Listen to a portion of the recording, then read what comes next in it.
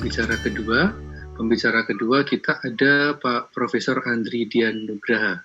Di Pak Andri ini lahir di Ciamis. Kalau kita melihat tanggal lahirnya kita bisa menyadari betapa beliau yang sangat muda, maksudnya masih muda ini sudah menjadi profesor. Kalau dilihat beliau sangat aktif di olahraga, terutama jogging dan juga pendukung resmi Persib nih. Gambarnya sangat spesial ini karena diambil di San Francisco. Yang pertama backgroundnya spesial, yang mengambil gambar pun juga sangat spesial. Pengambil gambar profesional kita Pak yang tidak lain adalah Pak Ketua KK Pak Profesor Nanang Puspito. Baik, Pak Andri ini sekarang menjabat sebagai Direktur Pendidikan Non-Reguler ITB dan juga beliau adalah Presiden Himpunan Ahli Geofisika Indonesia atau HAGI. Dan beberapa jabatan lain yang beliau pegang saat ini.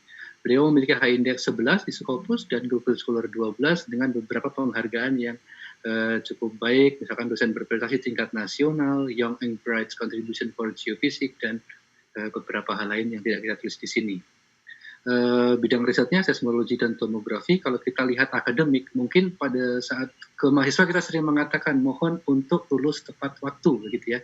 Kalau ini adalah salah satu contoh yang sangat baik, mohon menjadi profesor tepat waktu, gitu.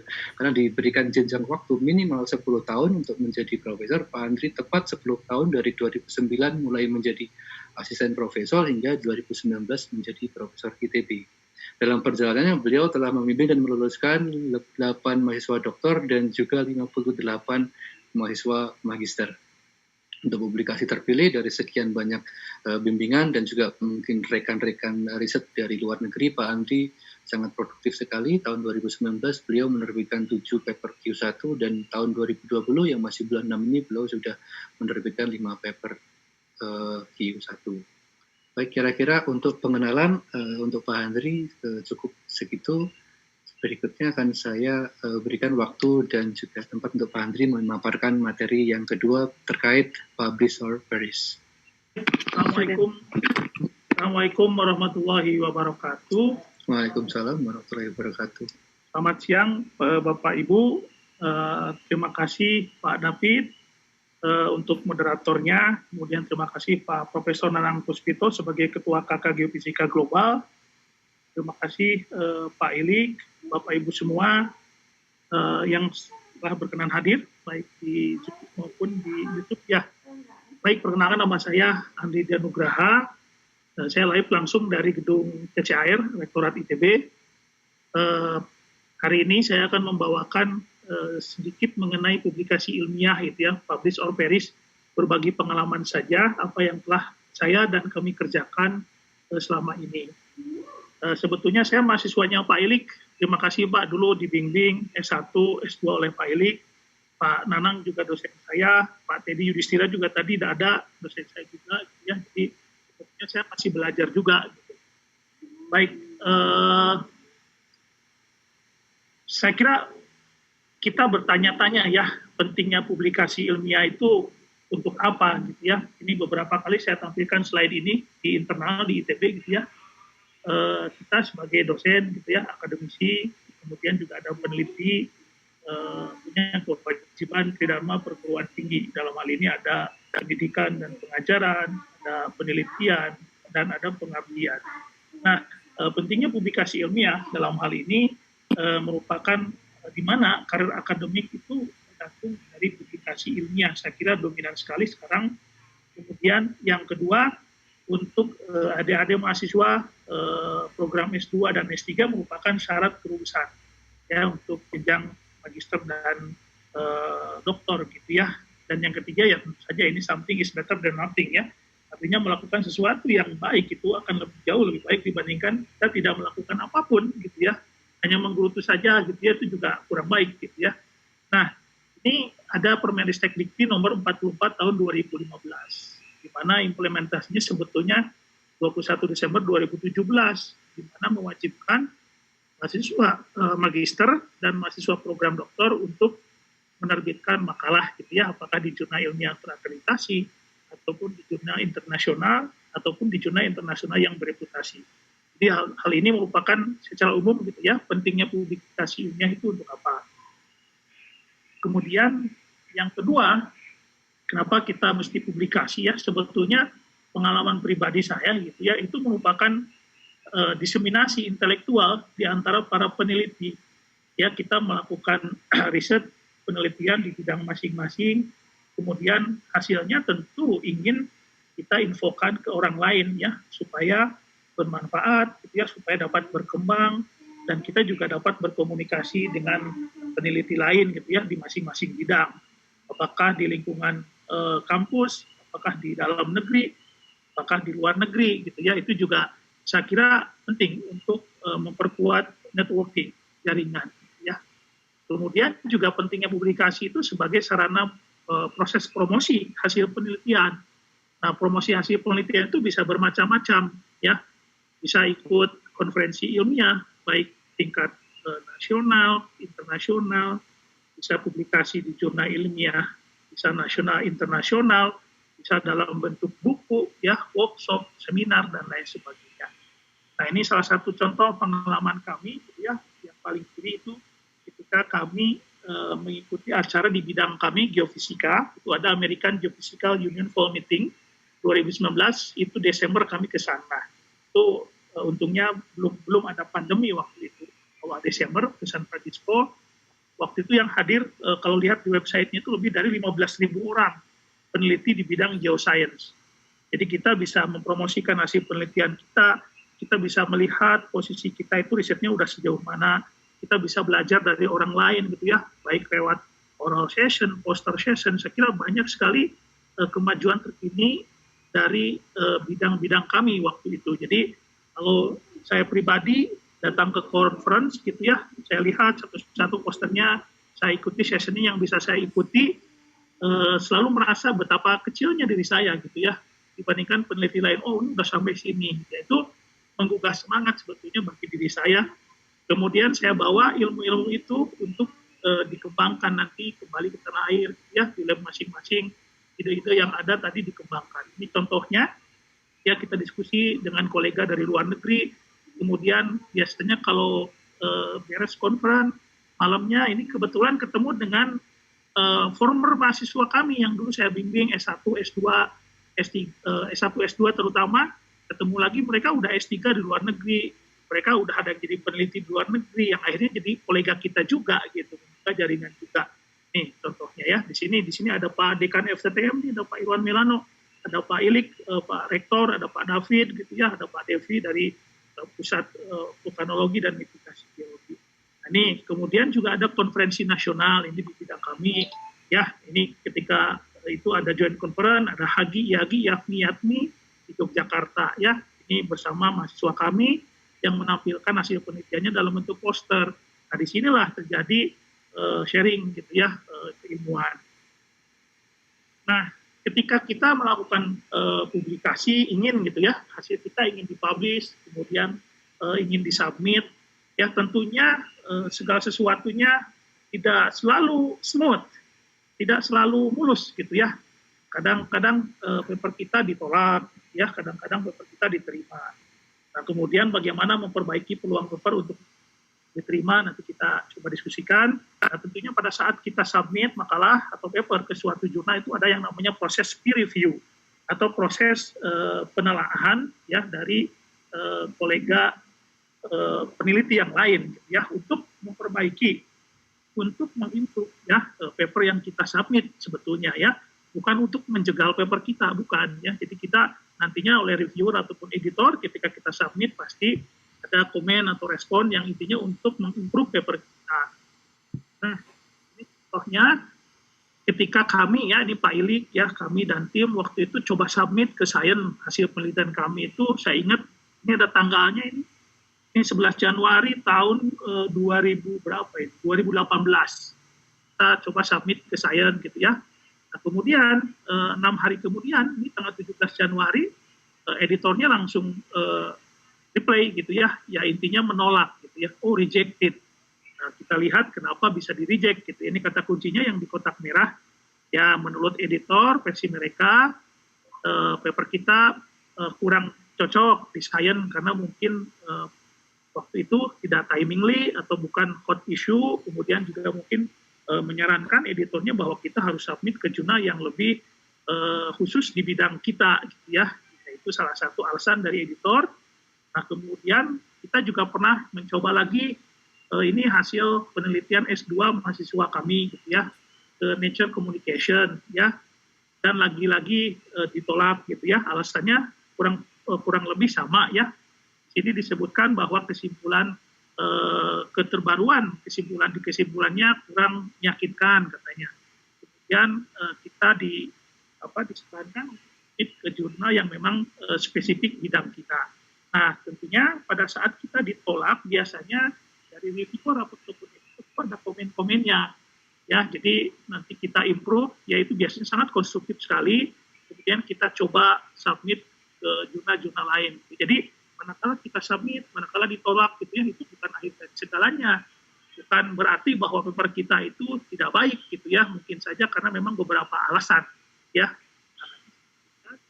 Nah, kira-kira ini beberapa alasan kenapa waktu kita submit makalah atau paper ke suatu jurnal ditolak, gitu ya.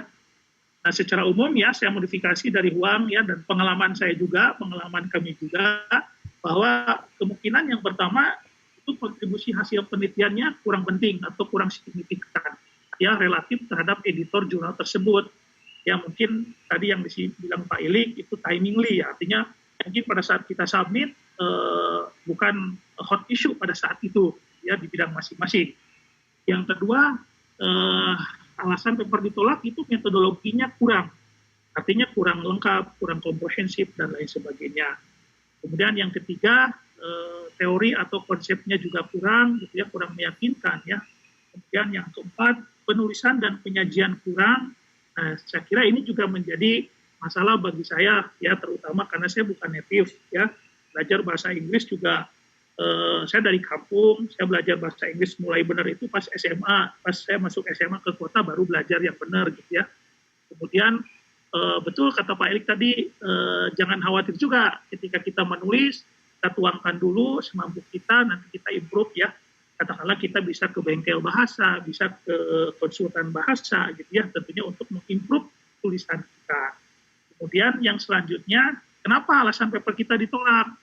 Itu di luar topik dari jurnal tersebut. Katakanlah bidang kita A, kita submit ke jurnal yang memang di situ dominannya untuk bidang B gitu ya, ya tentu saja pasti ditolak gitu ya. Atau kita submit ke paper yang bersifat generik gitu ya, katakanlah science atau nature udah impact faktornya tinggi, sangat tinggi, itu bersifat umum gitu ya. Nah, ketika kita submit mungkin saja itu kurang pas gitu ya. Jadi kita biasanya disarankan ke jurnal yang spesifik ke bidangnya. Sekali lagi kenapa paper kita ditolak itu bukan karena tidak baik, bukan karena jelek gitu ya. Nah, ini ada gambar di sini bukan karena ini mah sampah, bukan gitu ya. Jadi memang karena alasan beberapa hal ini. Nah, ini ya, jadi kata kuncinya ketika kita melakukan penulisan makalah hasil penelitian dan ketika melakukan penelitian adalah determinasi. Ya, ketekunan adalah penting sekali ya, kita harus tekun ya. Nah, pengalaman saya juga jika pertama kali submit belum berhasil, jawabannya cuma 1 coba, 2 coba, dan ketiga coba lagi gitu ya.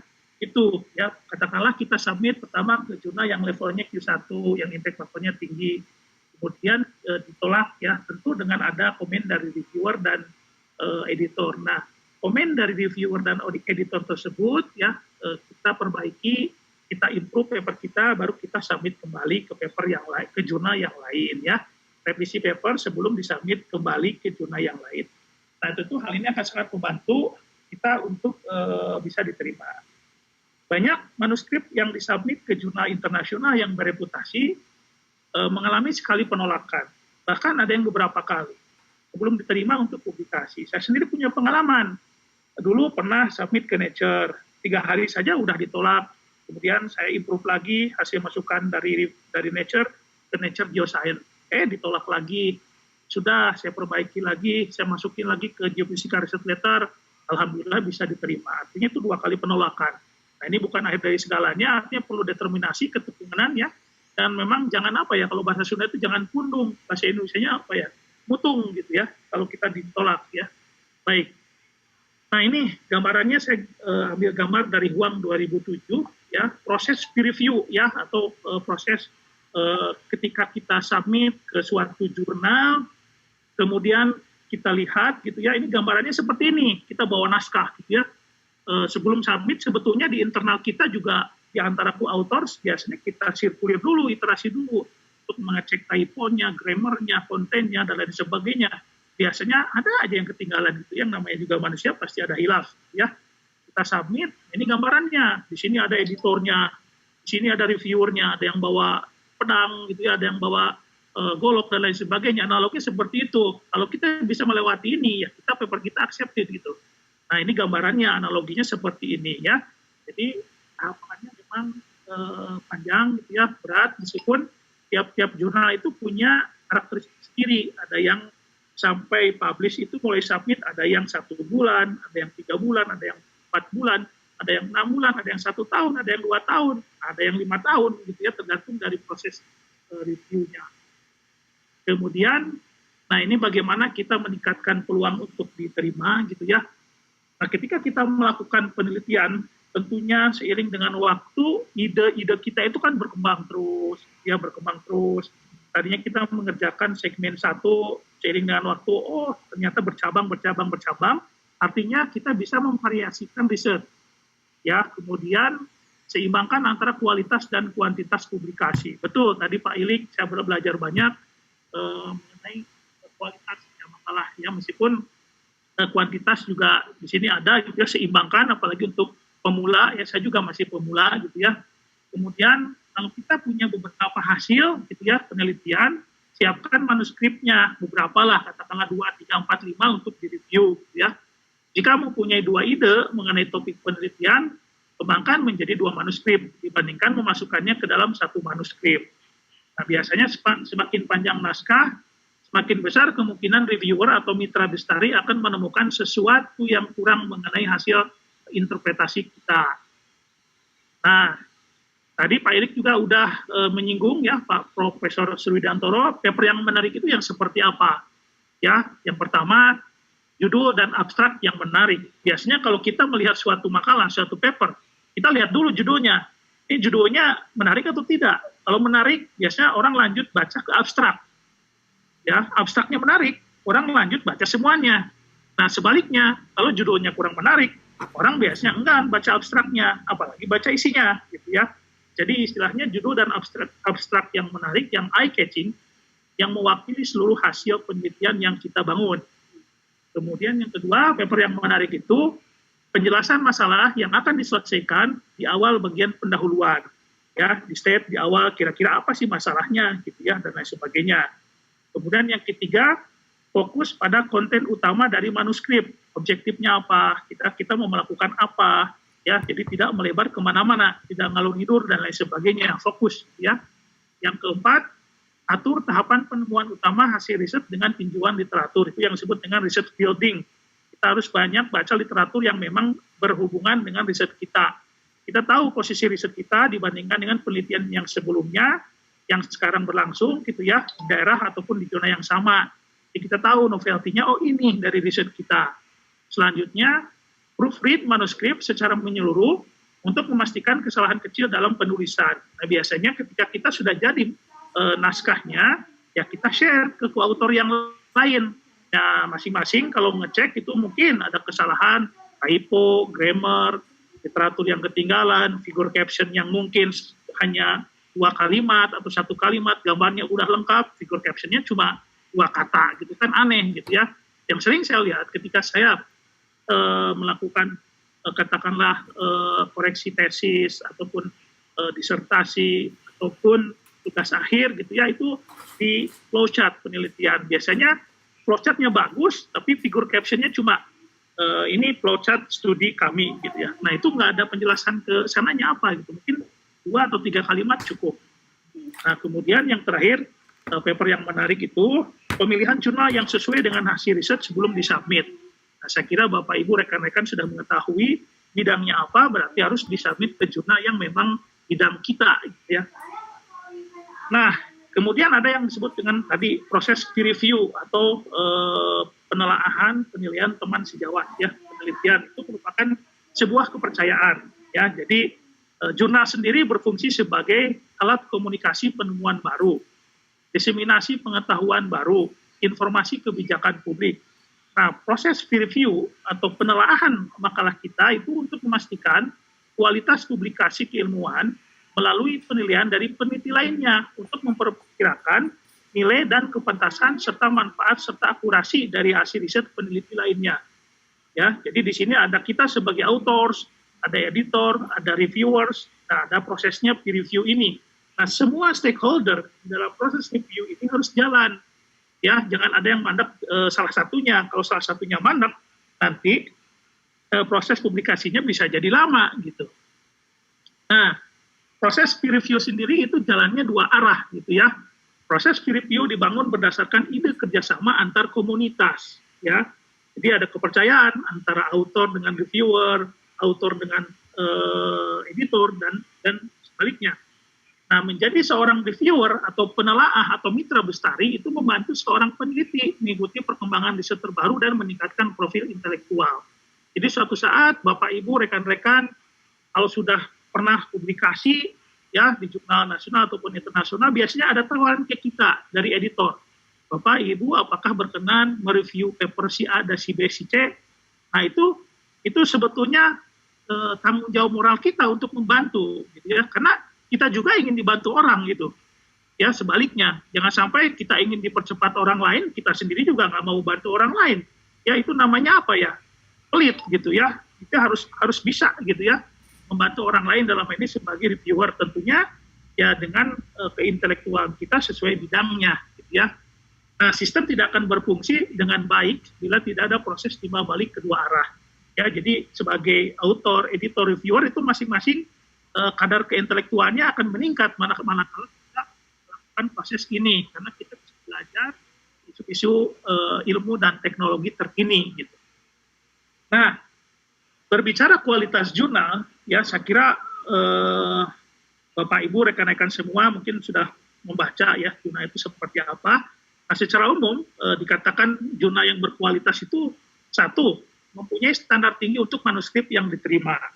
Yang kedua, tim editor dan anggota editorial board yang sudah dikenal. Nah, biasanya kalau saya lihat di jurnal-jurnal nasional, katakanlah di Indonesia yang sudah terakreditasi, itu ada list editornya. Ya, biasanya di sebelah kanannya itu ada link Scopusnya, link Scholar Google-nya, dan lain sebagainya. Nah, sekarang kan eranya digital. Ya, kita tinggal cari aja, ini nama editornya siapa, di search kan ada gitu ya. Nah, ketahuan kalau sekarang ya.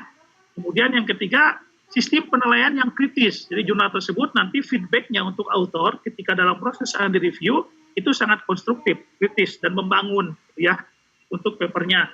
Kemudian yang keempat, jurnal tersebut mempunyai impact faktor tinggi, yaitu biasanya ada lembaga-lembaga pengindeks yang menghitung ini. Ya, salah satunya contohnya ada Simago gitu ya, dan lain sebagainya. Artinya impact faktor tinggi bahwa paper-papernya banyak disitasi oleh paper dari jurnal lain.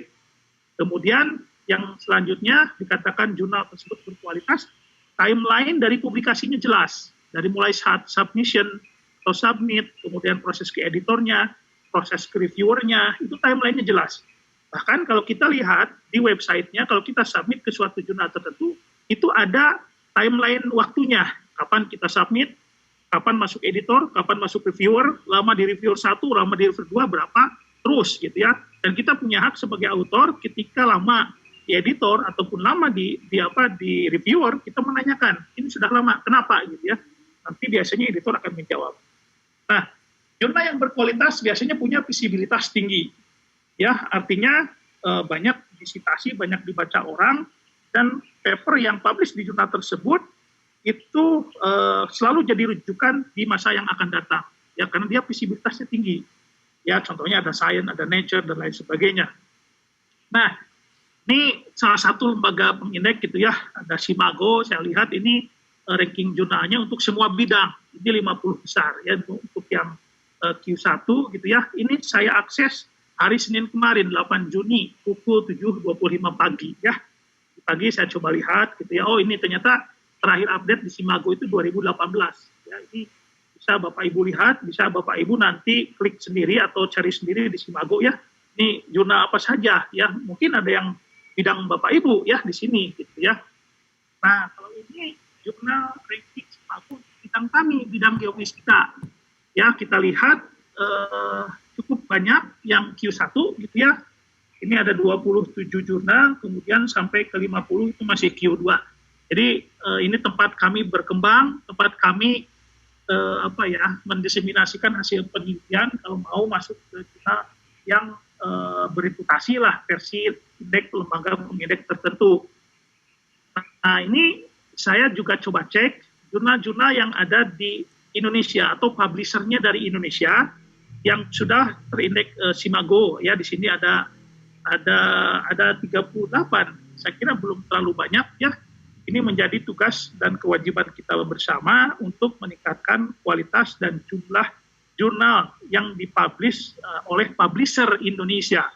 Ya, saya lihat Q1-nya itu baru satu jurnal publisher yang di Indonesia gitu ya. Yang lainnya masih Q2, Q3. Ini juga kewajiban kita bagaimana memakmurkan jurnal-jurnal yang publishernya Indonesia. Ya, bagaimanapun saya sendiri cita-citanya ingin menjadi tuan di rumah sendiri ya. Ya kita bisa gitu. Ya, kenapa tidak? Nah, kemudian ini jurnal nasional saya lihat di Sinta ya. Ini ada Sinta dari BRIN, Ristek BRIN. Nah, ini jurnal nasional ada peringkat Sinta 1 sampai Sinta 6. Nah, ini Bapak Ibu bisa cek di sini kira-kira mana yang cocok dengan bidang Bapak Ibu. Nah, saya kira ini bisa kita makmurkan gitu ya. Kita lihat, kita bisa hitung sendiri berapa lulusan S1 kita di seluruh Indonesia, berapa lulusan S2 di seluruh Indonesia, berapa lulusan S3 di seluruh Indonesia. Kalau mengacu ke tadi standar nasional Indonesia yang tadi di awal saya ungkapkan, kewajiban publikasi untuk mahasiswa S2 dan S3, saya kira ini jurnal-jurnal publisher Indonesia yang terakreditasi itu akan makmur gitu ya, akan banyak papernya. Nah, ini di akhir rekomendasi ataupun kesimpulan dari saya bahwa yang saya rasakan gitu ya, riset itu menyenangkan dengan segala macam suka dan dukanya ya. Artinya yang menyenangkan ya karena memang sudah pilihan hidup saya gitu ya, peneliti dan dosen dan lain sebagainya. Riset itu menyenangkan ya, suka dan dukanya pasti ada. Yang kedua, publish dan flourish. Publikasikan hasil kita dan terus berkembang. Jadi jangan sampai sudah publish, udah aja, enggak. Karena yang namanya penelitian itu tidak berakhir di situ dan harus berkembang terus, gitu ya. Ketiga, menulis membutuhkan kesabaran dan ketekunan, sepadan dengan usaha. Nah, ini benar. Saya masih ingat kata-kata, ya. Karena saya memang waktu SMP, SMA itu lebih senang main bola daripada menulis. Saya pernah jadi pemain bola sebentar. Ya, kata pelatih bola saya bilangnya gini, proses itu tidak akan mengkhianati hasil. Gitu. Waktu itu saya kepikirannya apaan gitu ya, yang ada capek aja gitu ya. Ternyata keinget sampai sekarang, bener. Ya, jadi intinya proses itu tidak akan mengkhianati hasil. Ya, sepadan dengan usaha lah gitu ya. Yang keempat, tidak ada yang sempurna. Ya namanya juga manusia. Semua orang itu harus berkeringat kalau ingin menghasilkan sesuatu karya yang bagus lah gitu ya.